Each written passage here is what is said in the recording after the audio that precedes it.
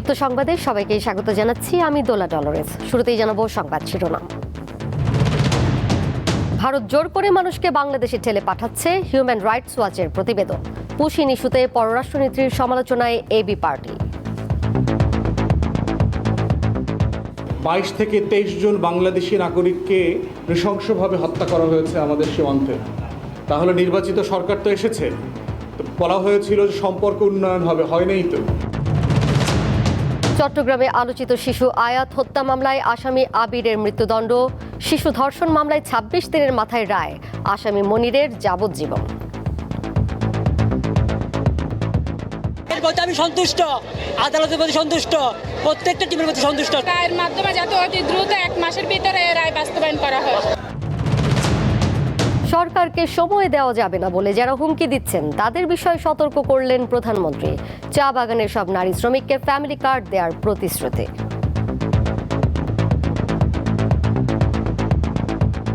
যারা বলে জনগণকে বিএনপিকে সময় দেওয়া যাবে না, তাদের বিরুদ্ধে তাহলে কি করা উচিত? তাদের বিরুদ্ধে সজাগ থাকতে হবে। সাবেক আইনজীবী বেনজিরকে ফিরিয়ে আনা এখন সময়ের ব্যাপার মাত্র, বলছেন জ্যেষ্ঠ আইনজীবী। প্রস্তুত রয়েছে হত্যা সহ অন্তত 17টি মামলার নথি। বাংলাদেশ সরকার যখনই তাদেরকে লিখিতভাবে তাদের কাগজপত্র পাঠিয়ে তাকে ফেরত চাইবেন, দুবাই সরকার হয়তো সেখানে দিয়ে দেবে। হরমুজ প্রণালী দিয়ে এখনো শুরু হয়নি জাহাজ চলাচল। যুক্তরাষ্ট্র ইরান সমঝোতা হলেও রুটটি স্বাভাবিক হতে আরও সময় লাগবে বলছেন বিশেষজ্ঞরা।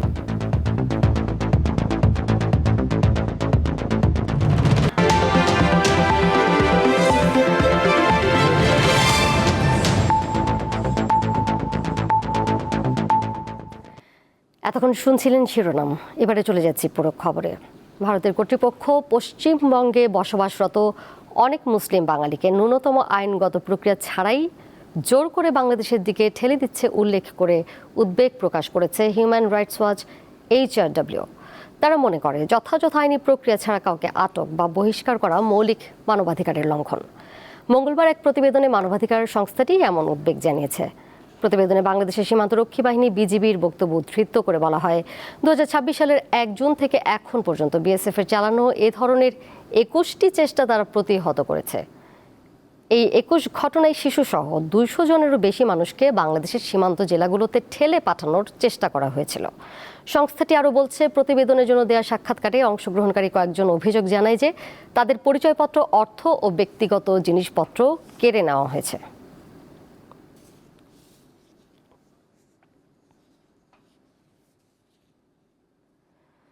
পুশিনের মাধ্যমে ভারত সরকার কূটনৈতিক সৌজন্য, আন্তর্জাতিক আইন ও মানবাধিকারের চরম লঙ্ঘন করে যাচ্ছে বলে অভিযোগ করেছেন এবি পার্টির নেতারা।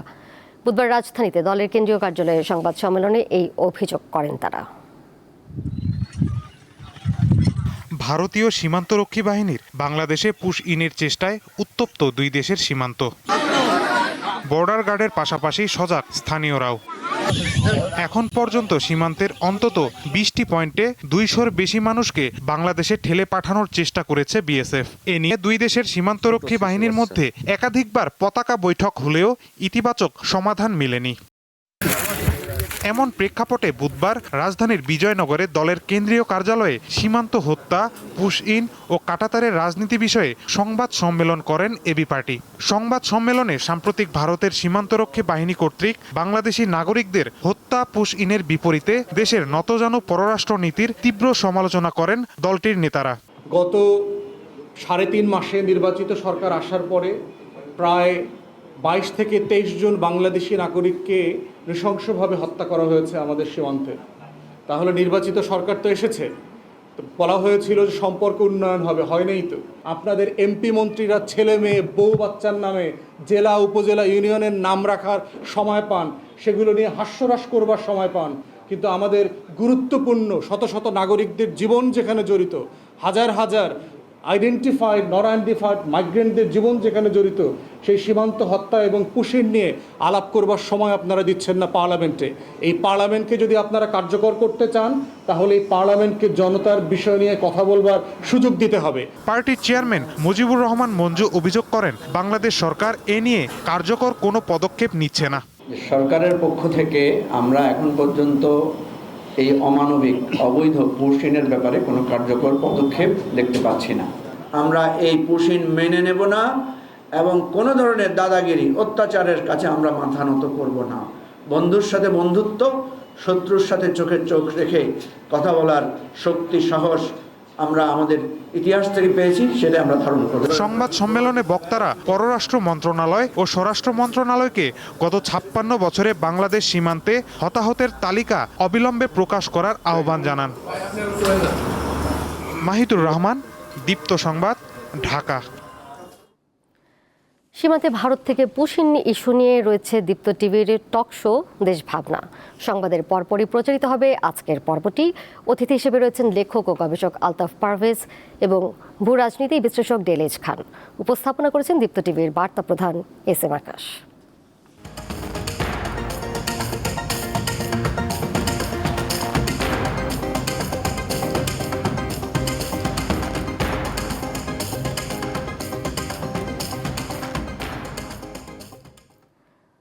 যাচ্ছি পরের প্রসঙ্গে। চট্টগ্রামের বাকুলিয়ায় 4 বছরের শিশুকে ধর্ষণের মামলায় আসামি মনির হোসেনকে যাবজ্জীবন কারাদণ্ড দিয়েছে আদালত। দুপুরে শিশু সহিংসতা দমন ট্রাইব্যুনাল চট্টগ্রামের বিচারক এই রায় দেন। এছাড়া বহুল আলোচিত শিশু আলিনা ইসলাম আয়াত হত্যা মামলায় একমাত্র আসামি আবির আলীকে মৃত্যুদণ্ড দিয়েছে চট্টগ্রামের 6ষ্ঠ অতিরিক্ত মহানগর দায়রা জজ। ঘটনা 3.5 বছর পর রায় হলো চট্টগ্রামের ইপিজেডে শিশু আয়াতকে 6 টুকরো করে হত্যার ঘটনার দায়ের করা মামলার। বুধবার দুপুরে চট্টগ্রামের 6ষ্ঠ অতিরিক্ত মহানগর দায়রা জজ আদালতের বিচারক আসামি আবিরকে মৃত্যুদণ্ডাদেশ দেন। এছাড়া হত্যাকাণ্ডে সহযোগী অপ্রাপ্তবয়স্ক হওয়ায় শিশু আদালতে আলাদাভাবে তার বিচার কাজ চলছে। বিজ্ঞ আদালত 302 ধারা মতে আসামি মোহাম্মদ আবির আলীকে মৃত্যুদণ্ডে দণ্ডিত করেছেন এবং 1 লক্ষ টাকা অর্থদণ্ড করেছেন। রায়ে সন্তোষ প্রকাশ করে তা দ্রুত কার্যকরের দাবি জানান স্বজনরা। এর প্রতি আমি সন্তুষ্ট, আদালতের প্রতি সন্তুষ্ট, প্রত্যেকটা টিমের প্রতি সন্তুষ্ট। তাই আমি চাই এই রায়টা অতি দ্রুত কার্যকর করার জন্য আমি বাংলাদেশ সরকার তারেক রহমানের কাছে একটা আকুল আবেদন ওকে যেন অতি দ্রুত ফাঁসির কাজটি চূড়ান্ত করা হয়। আমরা সন্তুষ্ট। আমরা মাননীয় প্রধানমন্ত্রীর দৃষ্টি আকর্ষণ করা যে রায়ের মাধ্যমে যাতে অতি দ্রুত 1 মাসের ভিতরে রায় বাস্তবায়ন করা হয়। আদালত তার পর্যবেক্ষণে জানায়, একটি মানুষকে গলা টিপে হত্যার পর মরদেহ টুকরো টুকরো করার এই ঘটনা পূর্ব পরিকল্পিত ও নিষ্ঠুরতার সর্বোচ্চ পর্যায়, যা সমাজে আতঙ্ক সৃষ্টিকারী। যে রায় আদালত দিয়েছে আমরা আদালতের প্রতি সন্তুষ্ট। আমরা এই রায়ের দ্রুত কার্যকর আশা করি এবং পিবিআই এই ধরনের অনেক চাঞ্চল্যকর মামলা, ক্লুলেস মামলা আমরা উদ্ঘাটন করি। 2022 সালে 14 নভেম্বর শিশু আলিনা ইসলাম আয়াতকে হত্যার পর 6 টুকরো করে আবির ও তার বন্ধু পরে মরদেহের খণ্ডিত অংশ সাগর ও খালে ফেলে দেয় তারা। একই দিন রায় হয় বাকুলিয়ায় 3.5 বছরের শিশুকে ধর্ষণের মামলার। এতে একমাত্র আসামি মনির হোসেনের যাবজ্জীবন কারাদণ্ড দিয়েছে আদালত। আমরা রাষ্ট্রপক্ষ সন্দেহাতীতভাবে প্রমাণ করতে পারায় আসামির পূর্বে কোনো মামলা না থাকায় এই মামলাটি প্রথম মামলা হওয়ায় আসামিকে যাবজ্জীবন সশ্রম কারাদণ্ড এবং 50,000 টাকা অর্থদণ্ডে দণ্ডিত করেছেন। তবে রায়ে অসন্তোষ প্রকাশ করেন শিশুটির স্বজনরা। এটাতে ফাঁসি হতো তাহলে বিভিন্ন মানুষের অনেক জায়গায় এখনো বর্তমানে কিন্তু ধর্ষণকারী চলতেছে, এটা বন্ধ হয়ে যেত। কয়েকজনকে সাথে ফাঁসি দিয়ে দিত, এটা বন্ধ হয়ে যেত। রায়ের বিরুদ্ধে উচ্চ আদালতে আপিল করার কথা জানিয়েছেন রাষ্ট্রপক্ষের আইনজীবী। গত 21 মে বাকুলিয়ায় 3 বছরের এই শিশুটিকে ধর্ষণের অভিযোগে মনির হোসেনের বিরুদ্ধে মামলা করে ভুক্তভোগীর পরিবার।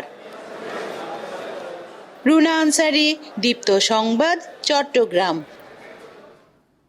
সরকারকে আর সময় দেওয়া যাবে না বলে যারা হুমকি দিচ্ছেন তারা নিজেদের স্বার্থে কথা বলছে, তাদের বিষয়ে সতর্ক থাকার আহ্বান জানালেন প্রধানমন্ত্রী তারেক রহমান। বিকেলে মৌলভীবাজারে এক সমাবেশে প্রধানমন্ত্রী এই আহ্বান জানান। এছাড়া আগামী 1 বছরের মধ্যে চা বাগানের সব নারী শ্রমিকের কাছে ফ্যামিলি কার্ড পৌঁছে দেওয়ার প্রতিশ্রুতি দেন সরকার প্রধান। সরকার প্রধান হয়ে প্রথমবারের মতো বুধবার চায়ের রাজ্য সফর করেন প্রধানমন্ত্রী তারেক রহমান। অংশ নেন ফ্যামিলি কার্ড পাইলটিং কর্মসূচির তৃতীয় পর্যায়ের উদ্বোধন সহ দিনব্যাপী নানা কর্মসূচিতে। ঢাকা থেকে বিমানে সিলেট পৌঁছে সড়ক পথে মৌলভীবাজার যান তারেক রহমান। দুপুরে যোগ দেন মৌলভীবাজারের শ্রীমঙ্গল উপজেলার ভিক্টোরিয়া উচ্চ বিদ্যালয় মাঠে আয়োজিত অনুষ্ঠানে। সেখানে 10 জন নারীর হাতে সরাসরি ফ্যামিলি কার্ড তুলে দেন প্রধানমন্ত্রী। জনগণের অর্থ কোনোভাবে বিদেশ পাচার হতে দেয়া হবে না উল্লেখ করে প্রধানমন্ত্রী জানান, চা বাগানের সকলেই ফ্যামিলি কার্ড পাবেন। জনগণের জন্য যেই বাজেটে সকল ব্যবস্থা রেখেছি, সেই বাজেটকে যারা গণবিরোধী পালে তারা কি কখনো জনগণের বন্ধু হতে পারে?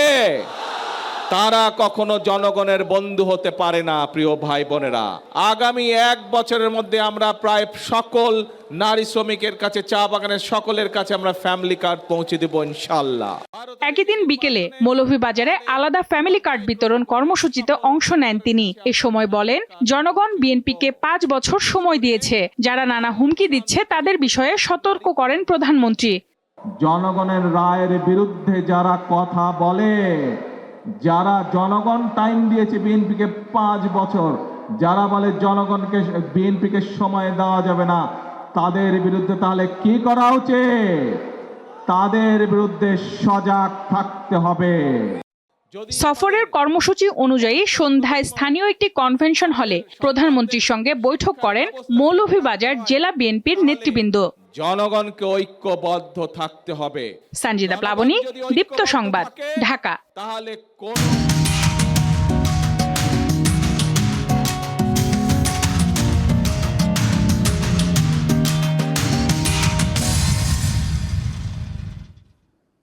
ক্ষমতার অপব্যবহার করে বিপুল সম্পদের মালিক হয়েছিলেন সাবেক পুলিশ প্রধান বেনজির আহমেদ। স্ত্রী ও 2 মেয়ের নামেও গড়েন সম্পদের পাহাড়। দুবাই গ্রেপ্তারের পর এবার তাকে দেশে ফিরিয়ে আনার চেষ্টা করছে সরকার। আইনজীবীরা বলছেন, বেনজিরকে দেশে ফেরানো খুব কঠিন কিছু নয়। আওয়ামী লীগ সরকারের সময় দেশের সবচেয়ে ক্ষমতাধর পুলিশ কর্মকর্তা ছিলেন বেনজির আহমেদ। ডিএমপি কমিশনার, র্যাব প্রধান এবং এরপর পুলিশের মহাপরিদর্শকের দায়িত্ব পালন করেন তিনি। সম্পদ অনুসন্ধানে দুদক একটি কমিটি গঠনের সিদ্ধান্ত নেওয়ার পর 2024 সালের 4 মে সপরিবার দেশ ছাড়েন বেনজির। সম্প্রতি সংযুক্ত আরব আমিরাতের দুবাইয়ে গ্রেপ্তারের পর ফের আলোচনায় এসেছেন তিনি। বাড়িতে থেকে টোকায় নিয়ে আসবো, মাটির তলে ঢুকলে সেখান থেকে বের করে নিয়ে আসবো। অপরাধ বিশেষজ্ঞ জানান, বেনজির আহমেদকে দেশে ফিরিয়ে বিচারের মুখোমুখি করা জরুরি, যা শুধু পুলিশ বাহিনী নয়, সব পেশার ক্ষমতাধর কর্মকর্তাদের জন্য দৃষ্টান্ত হয়ে থাকবে। এখন এখানে লড়াইটা চলবে, ত্রিপক্ষীয় লড়াই। বাংলাদেশ সরকারের পক্ষ থেকে লড়াই, দুবাই পুলিশ কিংবা প্রশাসন কিভাবে দেখছে, বেনজির আহমেদ কি করছেন, এই ত্রিপক্ষীয় লড়াইয়ের মধ্য দিয়ে আসলে কি হবে সেটা এখনই বলা মুশকিল। তবে আমরা চাই যে আমাদের সরকার বেনজির আহমেদকে দেশে ফিরিয়ে এনে আইনের মুখোমুখি করুক। দুর্নীতি দমন কমিশনের করা এক মামলায় দুবাইয়ে গ্রেপ্তার হয়েছেন একসময়কার দাপুটে ও ক্ষমতাধর সাবেক আইজিপি বেনজির আহমেদ। এখন প্রশ্ন হচ্ছে, কিভাবে তাকে দেশে ফিরে আনা যায়, অথবা আদৌ কি সম্ভব হবে তাকে দেশে ফিরিয়ে আনা? সে যদি অন্য কোনো মামলায় গ্রেপ্তার হতেন, সেখানে যদি সে বন্দী থাকতেন, সেই বন্দী আনার জন্য বন্দী বিনিময় চুক্তির দরকার ছিল। কিন্তু এখানে তো গ্রেপ্তারটা হয়েছে একটা বিশেষ রিকোয়েস্টে, এবং সেই যে সেটাও একটা আইনি প্রক্রিয়া, আন্তর্জাতিকভাবে স্বীকৃত, এবং এটা কিন্তু দুবাই সরকার রিকোয়েস্টটা নাও মানতে পারতেন। তো যেহেতু তারা মেনেছেন, কাজে আমার কাছে মনে হয় যে তারা, বাংলাদেশ সরকার যখনই তাদেরকে লিখিতভাবে তাদের কাগজপত্র পাঠিয়ে তাকে ফেরত চাইবেন, দুবাই সরকার হয়তো সেখানে দিয়ে দেবে। আরব আমিরাতে পাঠানোর জন্য দুদকের দায়ের করা 6টি মামলার নথিপত্র এবং গণঅভ্যুত্থানের ঘটনায় রাজধানীর বিভিন্ন থানায় দায়ের হওয়া 2টি হত্যাসহ 17টি মামলার নথি প্রস্তুত করছে পুলিশ। আইন বিশেষজ্ঞরা বলছেন, সাবেক আইজিপি বেনজির আহমেদকে ফেরাতে বাংলাদেশকে সংযুক্ত আরব আমিরাতের আদালতে বেশ কিছু নথি জমা দিতে হবে। গ্রেপ্তারি পরোয়ানার কপি, মামলা সংক্রান্ত কাগজপত্র, অপরাধ সংশ্লিষ্ট নথি এবং বাংলাদেশের সব আদালতের সব আদেশের নথি জমা দিতে হবে আরব আমিরাতের আদালতে। দিলশাদানি, দীপ্ত সংবাদ, ঢাকা। বিদেশে অবস্থানরত অবৈধ কাগজপত্রধারী বাংলাদেশি অভিবাসীদের বৈধতার সুযোগ বৃদ্ধিতে সরকার সংশ্লিষ্ট দেশগুলোর সঙ্গে কূটনৈতিক যোগাযোগ অব্যাহত রেখেছে। বিকেলে জাতীয় সংসদে এ তথ্য জানান পররাষ্ট্রমন্ত্রী খলিলুর রহমান। তবে বিষয়টি শেষ পর্যন্ত সংশ্লিষ্ট দেশের নিজস্ব আইন ও নীতির ওপর নির্ভরশীল বলেও উল্লেখ করেন তিনি।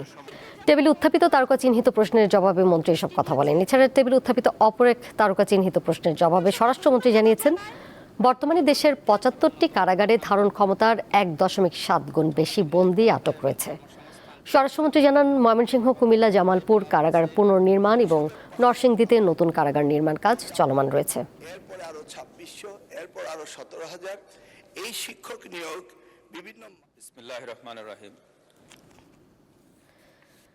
দেশে একটি স্বাধীন গণমাধ্যম কমিশন গঠনের লক্ষ্যে ন্যাশনাল অ্যাকশন প্ল্যান বা জাতীয় কর্মপরিকল্পনা তৈরি করা হচ্ছে বলে জানিয়েছেন তথ্য ও সম্প্রচার মন্ত্রী জহিরুদ্দিন স্বপন।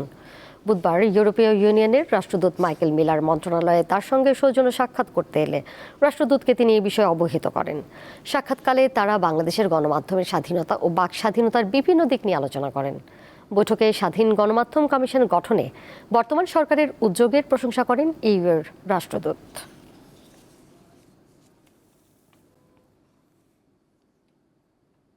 আন্তর্জাতিক প্রসঙ্গ।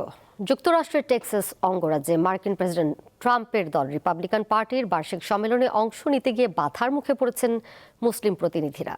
সম্মেলনে অংশ নিতে হলে খ্রিস্টান ধর্ম গ্রহণ করতে হবে, নয়তো যুক্তরাষ্ট্র থেকে বের হয়ে যেতে হবে বলে জানান খ্রিস্টান প্রতিনিধিরা। ঘটনাটি ঘটেছে গত সপ্তাহে হিউস্টনে অনুষ্ঠিত টেক্সাস রিপাবলিকান পার্টির সম্মেলনে। টেক্সাসের স্থানীয় গণমাধ্যমগুলোতে প্রকাশিত প্রতিবেদনে জানানো হয়, মিশরীয় বংশোদ্ভূত মার্কিন নাগরিক মোহাম্মদ হুসেইন সম্মেলনে গিয়ে চরম অপমান ও বাধার মুখে পড়েন। সম্মেলনে হুসেইনকে প্রভাবশালী খ্রিস্টান ধর্মীয় নেতা এবং সাবেক ব্যাপটিস্ট ধর্মযাজক ডক্টর রিক স্কারবোরো বলেন, খ্রিস্ট ধর্ম গ্রহণ করুন, নয়তো দেশ ছেড়ে চলে যান। তিনি অভিযোগ করেন, মুসলিমরা যুক্তরাষ্ট্রের শরিয়া আইন চালুর চেষ্টা করছে। এই কথার প্রতিবাদ জানালে এই ধর্মযাজক বলেন, তোমরা মিথ্যা বলছো। সম্মেলনে আরেক মুসলিম নারী প্রতিনিধি সামার হালাবিকে হিজাব পরার কারণে একাধিকবার কটূক্তির মুখে পড়তে হয়, এমনকি তাকে দেশ ছেড়ে চলে যাওয়ার পরামর্শ দেন আরেক খ্রিস্টান প্রতিনিধি। এদিকে গণমাধ্যমে দেওয়া সাক্ষাৎকারেও খ্রিস্টান ধর্মীয় নেতা স্কারবোরো স্বীকার করেছেন যে হুসেনকে তিনি শুধু সম্মেলন নয়, যুক্তরাষ্ট্র ছাড়ার কথাই বলেছেন।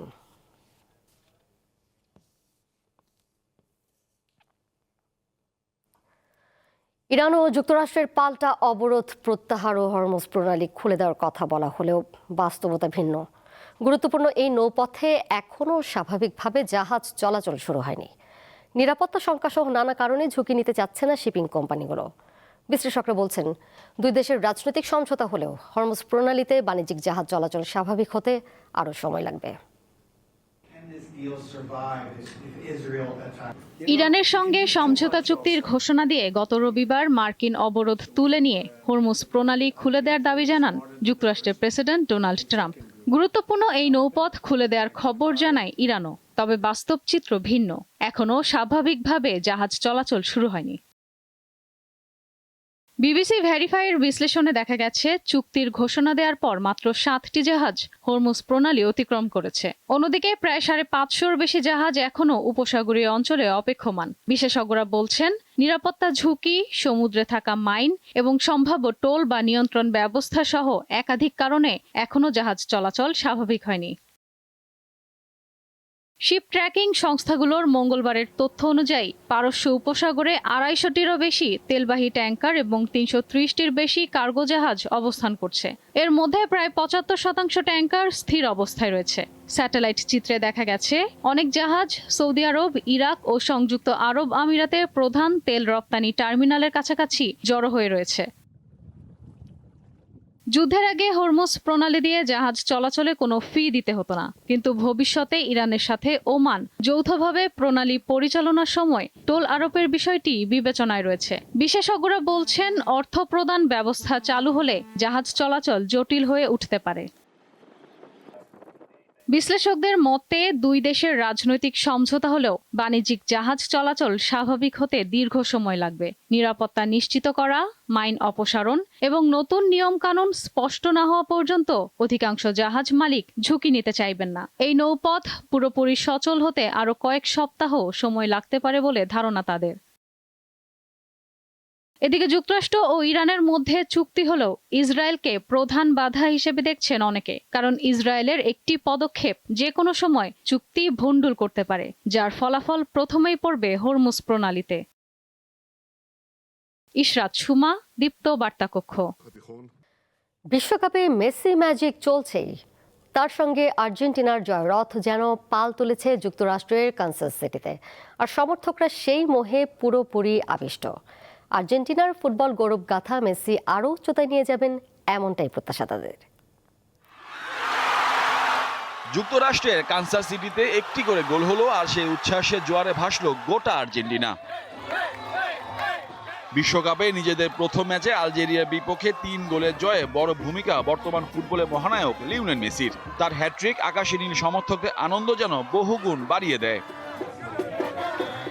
খেলা শুরুর অনেক আগেই আর্জেন্টিনা বুয়েন্স আইরেসে বিভিন্ন স্থানে বড় পর্দার সামনে জড়ো হন সমর্থকরা। কারো গায়ে জার্সি, কারো হাতে জাতীয় পতাকা, আর প্রতিটি গোলের সঙ্গে গর্জে ওঠা। এটা হয়তো মেসির শেষ বিশ্বকাপ, কিন্তু আজকের পারফরমেন্স দেখলে সেটা বিশ্বাসই হয় না। 3টি গোল করে সে আবারও প্রমাণ করেছে কেন সে সেরা।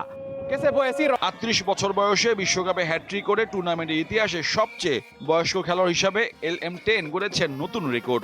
এছাড়াও বিশ্বকাপে নিজের গোল সংখ্যা 16তে নিয়ে জার্মান কিংবদন্তি মিরোস্লাভ ক্লোজার রেকর্ডও ভাগ বসিয়েছেন আর্জেন্টাইন এই মহাতারকা। আর্জেন্টিনার মানুষের কাছে ফুটবল মানে আবেগ, আর সেই আবেগের সঙ্গে জড়িয়ে আছেন ডিয়েগো ম্যারাডোনা এবং লিওনেল মেসি। বুয়েন্স আইরেসের বাতাসে যেন ম্যারাডোনার স্মৃতির পাশাপাশি প্রতিধ্বনিত হচ্ছিল মেসির জয়গান। ভক্তদের মতে ম্যারাডোনা যদি এক প্রজন্মকে ফুটবল ভালোবাসতে শিখিয়ে থাকেন, তবে মেসি ধরে রেখেছেন পরের প্রজন্মকে। মেসি আমাদের কাছে শুধু একজন ফুটবলার নয়, সে আমাদের আনন্দ দেয়, আশা দেয়। তাকে খেলতে দেখাটা আমাদের জন্য আশীর্বাদের মতো। ম্যারাডোনা একটি প্রজন্মের প্রতীক, মেসি আরেক প্রজন্মের, কিন্তু দুজনেই আর্জেন্টিনার কিংবদন্তি। এটাই আমাদের সবচেয়ে বড় গর্ব। ভক্তদের মতে মেসি ফুরিয়ে যাননি, সে চিরন্তন, আর তার পায়ে জাদুতেই আবারও বিশ্বজয়ের স্বপ্ন দেখছে আকাশী নীল শিবির। মোহাম্মদ হাসিব, দীপ্ত স্পোর্টস। ফুটবল জোয়ারে ভাসছে পুরো বিশ্ব, বাংলাদেশও তার ব্যতিক্রম নয়। সমর্থকরা চাইছেন নিজের দলের বিশ্বকাপের ট্রফি জয় দেখতে। ফুটবল বিশ্বকাপ নিয়ে থাকছে আজকের জনতার কথা।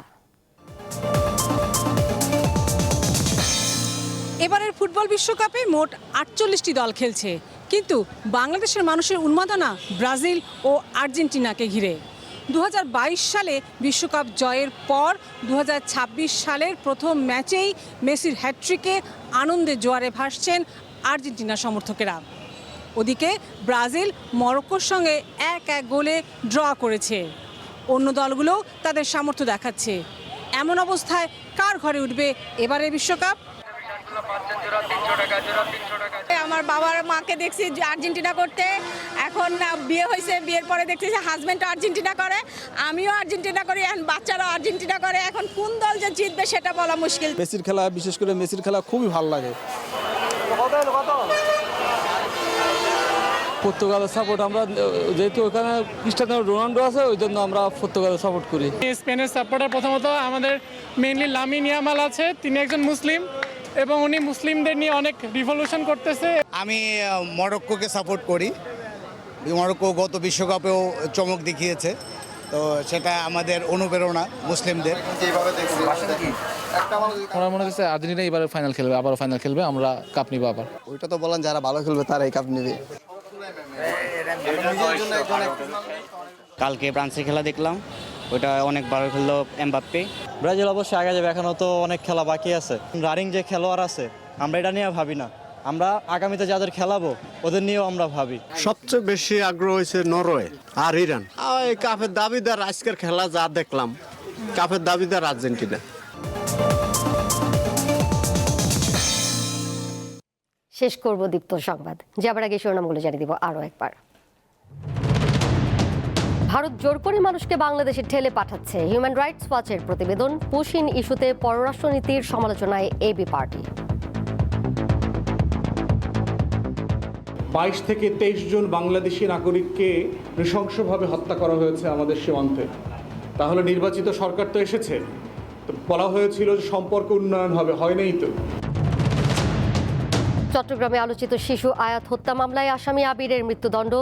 শিশু ধর্ষণ মামলায় 26 দিনের মাথায় রায়, আসামি মনিরের যাবজ্জীবন। প্রতি আমি সন্তুষ্ট, আদালতের প্রতি সন্তুষ্ট, প্রত্যেকটা টিমের প্রতি সন্তুষ্ট। রায়ের মাধ্যমে যাতে অতি দ্রুত 1 মাসের ভিতরে রায় বাস্তবায়ন করা হয়। সরকারকে সময় দেওয়া যাবে না বলে যারা হুমকি দিচ্ছেন তাদের বিষয়ে সতর্ক করলেন প্রধানমন্ত্রী। চা বাগানের সব নারী শ্রমিককে ফ্যামিলি কার্ড দেওয়ার প্রতিশ্রুতি।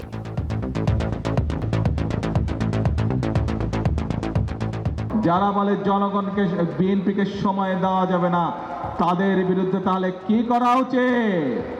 তাদের বিরুদ্ধে সজাগ থাকতে হবে। সাবেক আইনজীবী বেনজিরকে ফিরিয়ে আনা এখন সময়ের ব্যাপার মাত্র বলছেন জ্যেষ্ঠ আইনজীবী। প্রস্তুত রয়েছে হত্যা সহ অন্তত 17টি মামলার নথি।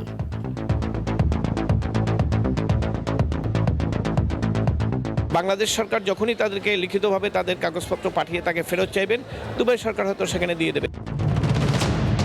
হরমুজ প্রণালী দিয়ে এখনো শুরু হয়নি জাহাজ চলাচল। যুক্তরাষ্ট্র ইরান সমঝোতা হলেও রুটটি স্বাভাবিক হতে আরও সময় লাগবে বলছেন বিশেষজ্ঞরা।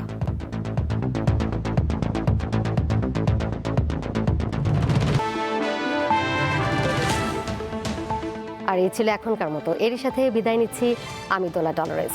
আরও তথ্য এবং বিনোদনের নানা খবর জানতে যুক্ত থাকুন দীপ্ত ডিজিটাল প্ল্যাটফর্মে। সবাইকে ধন্যবাদ এতক্ষণ সাথে থাকার জন্য।